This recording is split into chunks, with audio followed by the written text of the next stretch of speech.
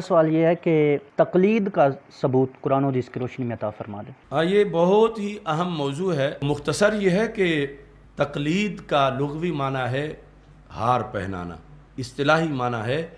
امام کے بعد دلیل قول کو تقاضۂ دلیل کے بغیر مان لینا۔ امام کے بعد دلیل قول کو تقاضۂ دلیل کے بغیر مان لینا، یعنی امام نے ایک قول کر دیا قرآن و سنت کو سمجھ کے، عوام نہ 30-40 سال پڑھ کے اتنی مہارت حاصل کر سکتے ہیں کہ وہ مسئلہ اخذ کریں۔ امام نے دلائل سے مسئلہ اخذ کیا ہے، امام کے پاس دلیل ہے، لیکن جس بندے نے عمل کرنا ہے عوام میں، وہ تقلید یہ ہے کہ دلیل پڑھنے اگر بیٹھ جائے تو ہو سکتا ہے اس حکم کا وقت ہی گزر جائے، تو وہ تقاضۂ دلیل کے بغیر اس پر عمل کر لے، یہ تقلید ہے۔ اس میں پراپوگنڈا یہ ہے کہ غیر مقلدین کہتے ہیں کہ یعنی یہاں سے ڈنڈی مارتے ہیں کہ تقلید یہ ہے کہ امام کا قول دلیل مانگے بغیر مان لینا اور اس پہ عمل کرنا، تو یہ ہے کہ یہ نبیوں کو نہیں مانتے، یہ اماموں کو مانتے ہیں، اور امام کا قول جو ہے وہ اس پر دلیل ہی نہیں مانگتے، کہتے ہیں امام نے کہہ دیا ہے تو دلیل کی ضرورت ہی نہیں، اور یہ ان کے پاس اس کی دلیل نہیں۔ حالانکہ ہماری ساری کتابیں جو ہے اس میں لکھا ہے امام کا جو قول ہے وہ با دلیل ہے، یعنی اس کا ماخذ قرآن ہے، اس کی دلیل سنت ہے، وہ با دلیل جو امام کا قول ہے آگے عامت الناس پر لازم نہیں کہ وہ دلیل پڑھیں، وہ حکم سنیں اور اس پر عمل کریں، کیونکہ دلیل ان کا نصاب نہیں، دلیل خواص کا نصاب ہے۔ اگر ایسا ہوتا کہ امام جو مرضی ہے کہتا پھرے اور پھر لوگ اس کے مقلد بن جائیں تو یہ سراسر گمراہی ہوتی، کیونکہ امام تو نبی نہیں ہے، امام تو اللہ نہیں ہے۔ تو یہاں امام جو ہے وہ اللہ اور اللہ کے رسول صلی اللہ علیہ وسلم کے حکم کے تابع ہے، اور اخذ کیا ہے حکم کو، آگے عوام کے لیے یہ ہے کہ وہ حکم سنیں، عمل کریں۔ اب اس کی مثال ایک سنو، ایک بندہ حج کرنا چاہتا ہے عوام میں سے، اب وہ حج کرنے کے لیے ایک ہفتہ پہلے مثال کے طور پر تیاری شروع کر دے، مہینہ شروع کر دے، عوام میں سے سال بھی شروع کر دے کہ میں نے سب سے پہلے حج کے فرائض کی دلیلیں پڑھنی ہیں، واجبات کی دلیلیں پڑھنی ہیں، وقوف ہے تو کیوں ہے، رمی ہے تو کیوں ہے، تو اس بنیاد پر لاکھوں لوگوں میں سے کتنے ہیں کہ جو ہر فرض سنت کی دلیل یاد کر سکیں؟ ہو سکتا ہے حج کا ٹائم ہی گزر جائے اور انہیں ابھی آدھی دلیلیں بھی نہ آتی ہوں۔ تو شریعت میں تو یہ ہے کہ وقت آیا ہے تو تم وہ کام کرو، دلیلیں علماء کا کام ہے۔ اب دوسری طرف وہ کہتے ہیں ہر چیز کی پہلے دلیل ڈھونڈو، تو دلیل ڈھونڈنے میں بہت سی چیزیں ایسی ہیں جہاں ان کے بڑوں کو آج تک نہیں ملی، عوام کو کیسے دلیل ملے گی؟ تو اس بنیاد پر یعنی یہ ایک بھنور میں ہے، یعنی خوشنما نعرہ ہے اپنی طرف سے، لیکن دوسری طرف مطلب خلاصہ یہ ہے سینکڑوں دلائل کی روشنی میں کہ یہ امام ابو حنیفہ رحمۃ اللہ علیہ جیسے امام سے لوگوں کو ورغلا کے 1.5 اینٹ کی مسجد کے امام کے پیچھے لگانا چاہتے ہیں۔ ادھر امام ابو حنیفہ، ادھر جو ہے ان کا کوئی چھوٹا سا کسی مسجد کا، وہ کہتا ہے جو میں کہتا ہوں وہ مانو تم۔ اور مجدد صاحب نے کہا چواں کرمیں کہ در سنگے نحاس، زمین و آسمان او حماس، یہ غیر مقلد اس کیڑے جیسا ہے کہ جو پتھر میں بند ہے، وہ سمجھتا ہے یہ نیچے زمین ہے اور پتھر کا اوپر والا حصہ آسمان ہے، یہی کائنات ہے، اسے پتہ ہی نہیں کہ پتھر کے اوپر کہاں آسمان ہے۔ تو یہ وہ غیر مقلدیت ہے۔ اب اس پر صرف ایک دلیل کہ حضرت معاذ بن جبل رضی اللہ تعالیٰ عنہ کو جب رسول اکرم صلی اللہ علیہ وسلم نے یمن کا قاضی بنا کے بھیجا تو فرمایا بما تقضی یا معاذ، معاذ یہ بتاؤ وہاں فیصلے کس طرح کرو گے؟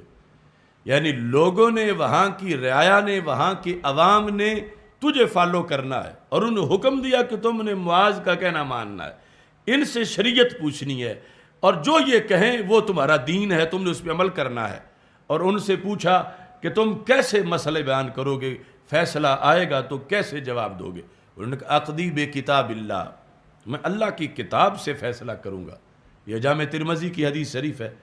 اللہ کی کتاب سے میں فیصلہ کروں گا۔ تو ہمارے آقا علیہ الصلوۃ والسلام نے فرمایا ان لم تجد فی کتاب اللہ، اگر تم اللہ کی کتاب میں نہ پاؤ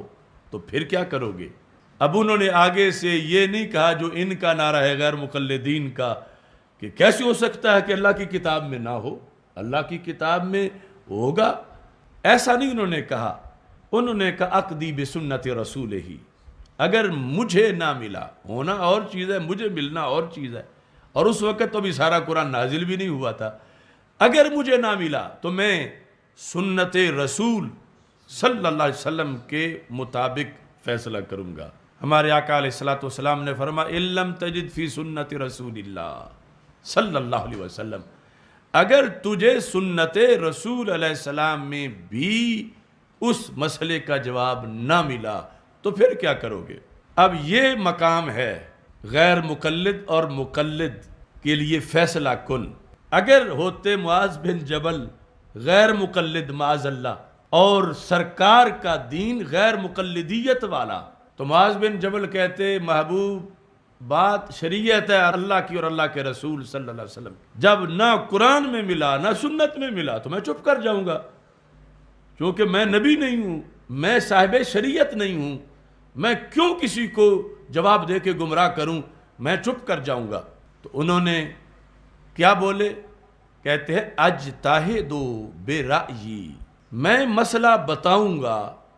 کیسے؟ اپنی رائے سے اجتہاد کروں گا، یعنی جو مجھے قرآن و سنت معلوم ہے اس کو سامنے رکھ کر میں اجتہاد کروں گا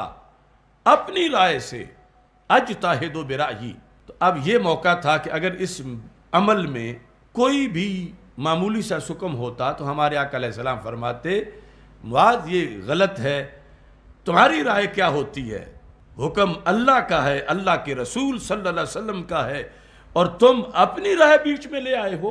ہرگز ہمارے آقا صلی اللہ علیہ وسلم نے یہ نہیں فرمایا، بلکہ اتنا خوش ہوئے الحمدللہ الذی وفق رسول رسول اللہ بما یرضی بہ رسول اللہ صلی اللہ علیہ وسلم، ساری تعریفیں اس خدا کی ہیں جس نے میرے گورنر کو وہ بات کہنے کی توفیق دی جسے سن کے رب کے رسول خوش ہو گئے۔ تو اب حضرت معاذ بن جبل جب اجتہاد سے مسئلہ یمن والوں کو بتا رہے تھے اور یمن والے عمل کر رہے تھے، اس وقت کی جو کیفیت تھی اس پر تو ہم موجود ہیں کہ اجتہاد پر عمل ہو رہا ہے، اور حالانکہ سرکار دو عالم صلی اللہ علیہ وسلم اس وقت تو یہ آپشن بھی تھا، آج نہیں، اس وقت تھا۔ ہمارے آقا علیہ السلام فرما سکتے تھے معاذ بن جبل اتنی جلدی نہ کرو، اگر تمہیں نہ ملا قرآن سے اور نہ ہی سنت سے تو تم میرے ساتھ رابطہ کرنا، کیونکہ ابھی تو قرآن نازل ہو رہا ہے، ہو سکتا ہے تمہارے بعد جو آیتیں اترے اس میں اللہ کا حکم ہو، یا یہ ہے کہ میں خود صاحب حدیث تو موجود ہوں، میں فیصلہ کروں گا، تم جلدی نہ کرو۔ تو ہمارے آقا صلی اللہ علیہ وسلم نے یہ فیصلہ کیا کہ میری ظاہری حیات میں خود یہ ٹریننگ کروا جاؤں، میں خود اس عمل کا جھنڈا لہرا جاؤں کہ جب قرآن ابھی نازل ہو رہا تھا اور ابھی اللہ کے رسول علیہ السلام کی سنت کا سرچشمہ ابھی جاری تھا، اس وقت اگر غیر نبی کا حکم دلیل کی روشنی میں مانا جا سکتا ہے تو پھر قیامت تک جب نہ وحی آئے گی نہیں اور نہ سرکار صلی اللہ علیہ وسلم کی نئی حدیث آئے گی تو پھر تو بطریق اولا تقلید ہی کی جائے گی۔ رسالت کا نعرہ دنیا میں لگانے نکلے